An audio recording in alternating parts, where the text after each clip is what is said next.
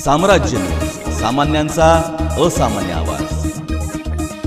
राज्य अन्न आयोग अध्यक्षांच्या दौऱ्यावेळी त्यांच्याकडे वादग्रस्त रास्तभाव धान्य दुकानाबाबतीत आलेल्या तक्रारीवरून अन्नधान्य वितरण अधिकारी ओंकार पडोळे यांच्या मार्गदर्शनाखाली परिमंडळ अधिकाऱ्यांनी परिमंडळ ब विभागातील 11 दुकानांची अचानक तपासणी केली होती। त्यात विडी घरकुल येथील दुकानाला 85,000चा दंड आणि 6 महिन्यांसाठी परवाना निलंबित करण्यात आला आहे।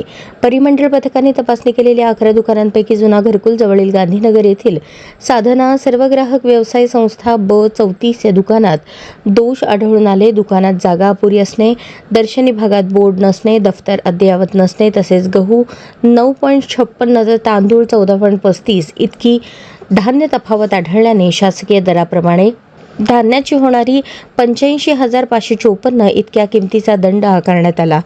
त्याशिवाय त्या रास्तभाव धान्य दुकानाचा परवाना तात्पुरत्या स्वरूपात 6 महिन्यांकरता निलंबित करण्यात आला आहे।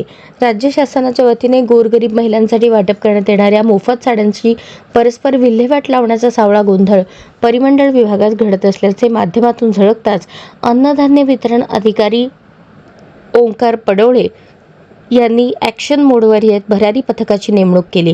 गुरुवारी या भरारी पथकाचे प्रमुख परिमंडळ अधिकारी नंदकिशोर डोके, पुरवठा निरीक्षक राजेश यमपुरे यांनी दिवसभरात एकूण 6 दुकानांची तपासणी केली असून एकंदरीत परिमंडळ अ विभागात 61 दुकाने आहेत। लवकरच इतर सर्व दुकानदारांची काटेकोरपणे तपासणी करण्यात येणार असून दोषी दुकानावर कारवाई करणार असल्याचे अन्नधान्य वितरण अधिकारी ओंकार पडोळे यांनी कळवले आहे। मागील 2 महिन्यात अवैधरित्या घरगुती गॅस भरणाऱ्या पॉईंटवर भरारी पथकामार्फत धाड टाकून कारवाई करण्यात आली आहे।